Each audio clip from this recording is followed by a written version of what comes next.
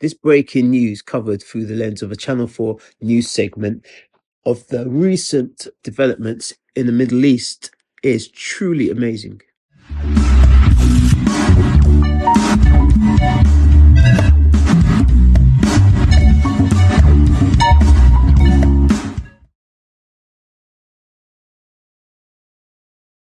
This strike jeopardizes the lives of the hostages still being kept inside Gaza, and crucially, if it torpedoes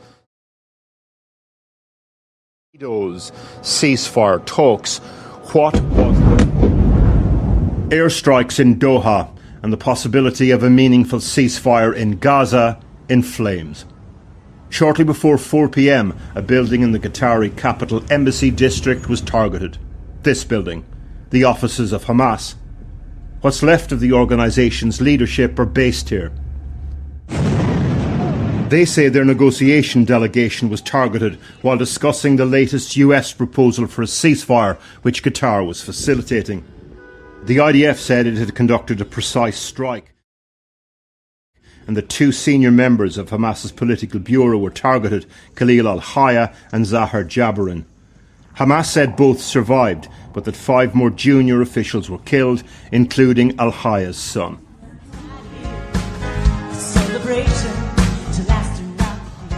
Not long after the attack, the incongruous setting of a celebration of American independence in Jerusalem's Museum of Tolerance. And Benjamin Netanyahu addressed the crowd. On this day, as in previous days, Israel acted wholly independently, and we take full responsibility for this action.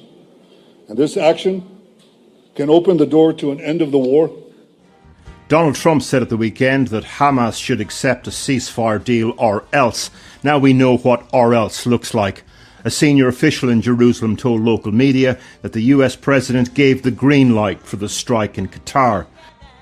Back in Doha, though, doors closing. The Qataris said the strike meant the end of their role as mediators. This criminal attack represents a flagrant violation of all international laws and customs and a serious threat to the safety and security of Qataris. With this attack, the message from Israel is clear. Ceasefire talks are over for now. This is airstrike diplomacy. The message from Israel to Gazans today also came from the skies. Yesterday, Benjamin Netanyahu told people to leave Gaza City now, and today that message in leaflet form. The IDF telling around 1 million city residents to evacuate southwards to the Al-Mawasi area and a so-called humanitarian zone. People like Abu Mohammed Hirez and his 8 children. We were surprised this morning by the leaflets mentioning a humanitarian zone.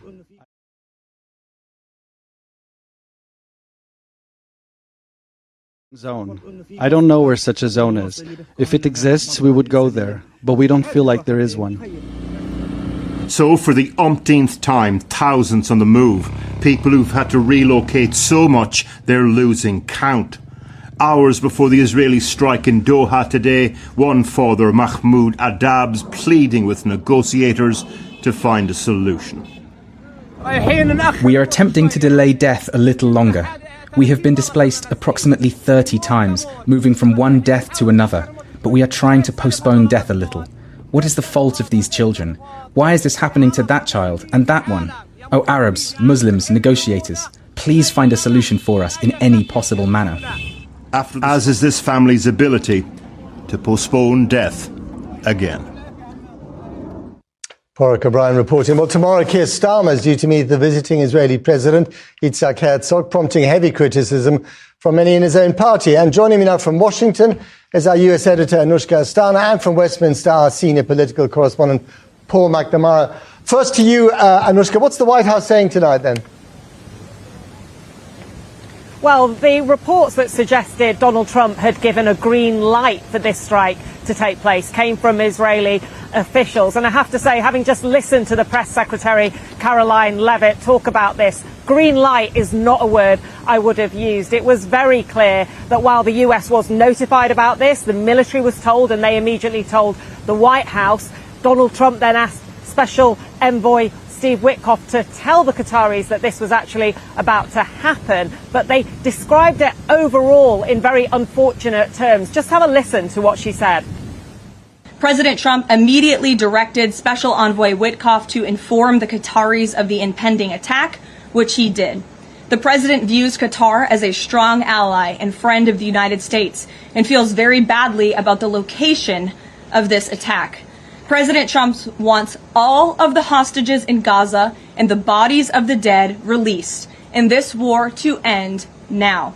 President Trump also spoke to Prime Minister Netanyahu after the attack. The Prime Minister told President Trump that he wants to make peace, and quickly. President Trump believes this unfortunate incident could serve as an opportunity for peace. The president also spoke to the Emir and Prime Minister of Qatar and thanked them for their support and friendship to our country. He assured them that such a thing will not happen. So, do you agree with me while they were discussing peace talks in Qatar, as they have been in the last 12 plus months, this airstrike took place, which pretty much has scuppered any further prospects of Qatar taking part in the discussions? At least, do you agree with me that this was quite amazing, just coming from out of the blue? Israel decides to bomb the peace talks delegation on Qatari sovereign soil, or do you believe they played a good hand here in taking this course of action?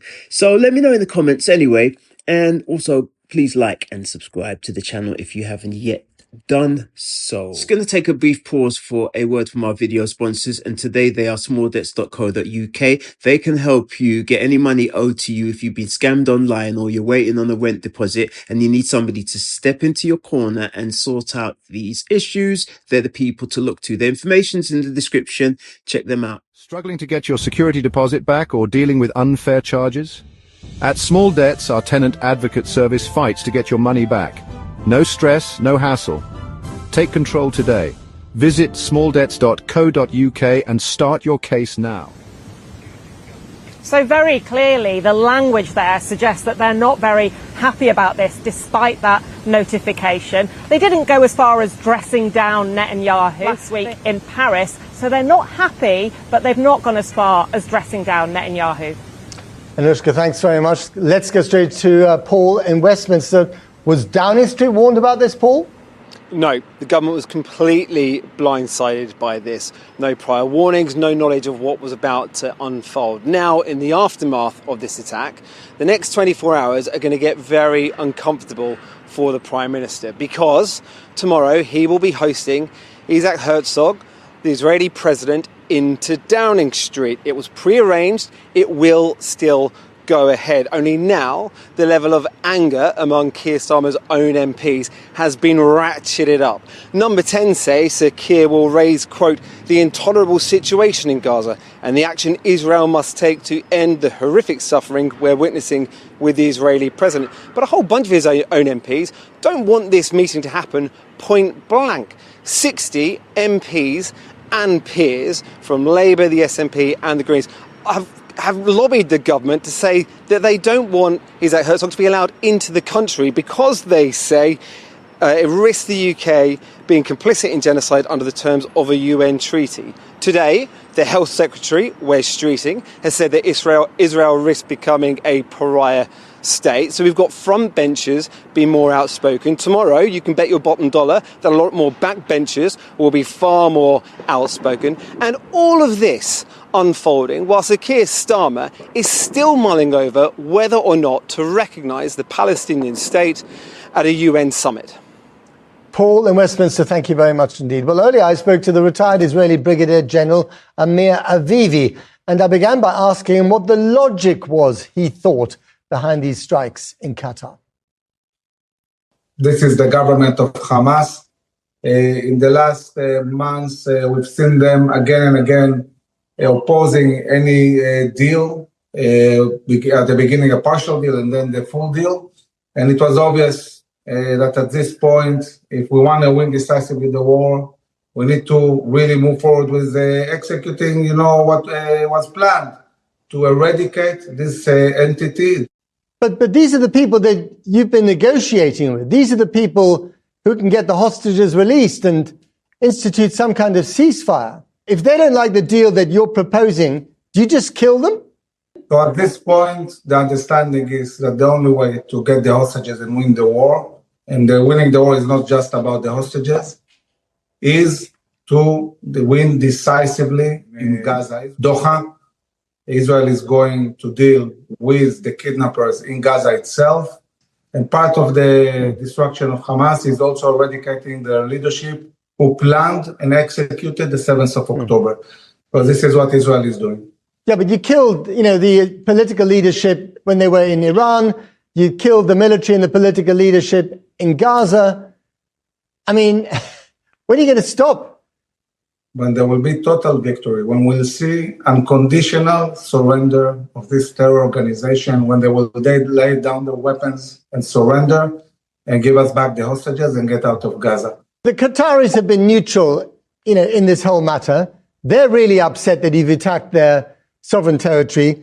The United Arab Emirates, one of the few countries that has full diplomatic relations with Israel in the region, has called the attack barbaric. I mean, aren't you in danger of breaking off ties with the few friends you have in the region? They really think that Israel is doing the right thing. They want to see Hamas eradicated. Hamas is a danger not only to Israel, but to all the Sunni.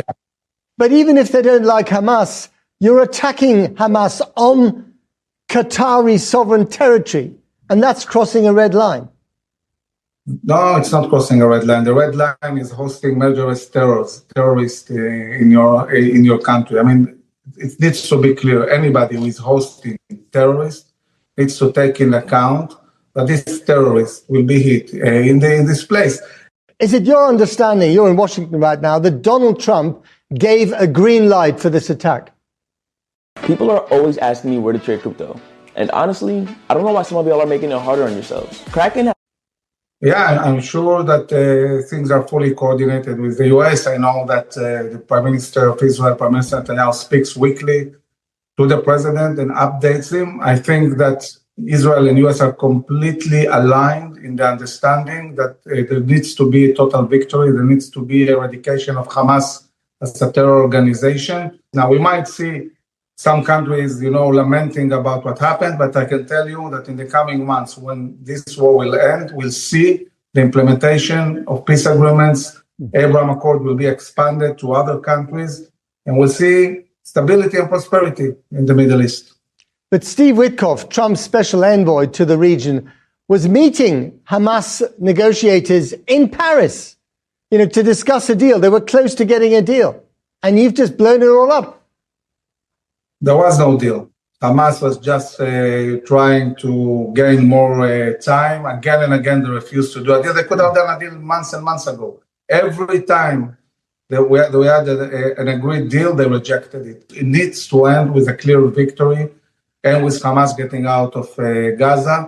And by the way, liberating the Gazans themselves from this terrible terror organization. Amir Avivi, thanks very much. My pleasure. Well, joining me now is Hussein Hariri, a former Egyptian diplomat and assistant foreign minister. Thank you very much for coming on the program, Mr. Hariri. You heard the Israeli just now. He said that essentially they're doing Egypt and the region a favor by getting rid of Hamas and launching this airstrike on Hamas negotiators in Qatar. That they've opened the door to peace. Do you agree with them? No, not at all, sir. Not at all, sir. On the contrary, the Egyptian presidency today, in a statement, condemned the Israeli attack on the Hamas leaders in Qatar and reaffirmed our support for Qatar in protecting and defending its sovereignty. Right. I'm afraid that the Israeli attack today won't help neither the cause of peace nor the negotiations that were going on in order to release the Israeli hostages and to bring this war to an end. It seems to me that the Israeli government is more interested in perpetuating this war than in getting the hostages back to their homes, back to their families, and ending the war and bringing in humanitarian like Hezbollah. And although you're condemning Israel's methods, I wonder whether you secretly and quietly quite like the fact that the Israelis are getting rid of Hamas in this brutal way, and the same thing with Hezbollah. Not at all, sir. And please allow me to reiterate the Egyptian position. Maybe we have our differences with Hezbollah in Lebanon. Maybe we have our differences with Hamas and al-Jihad, Islamic Jihad. But that does not mean at all that we'll ally ourselves with Israel in attacking these organizations and these resistance movements. The Egyptian perspective is completely different from the Israeli one. We don't consider them terrorists, not at all.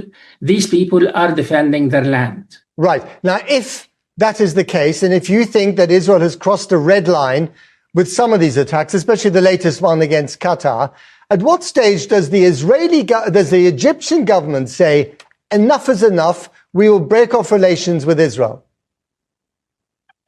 Breaking off relations with Israel, maybe it's not in the cards, because we have signed a peace treaty back in 1979, and we have honored it, not only for the sake of Egypt, but for the sake of peace in the Middle East.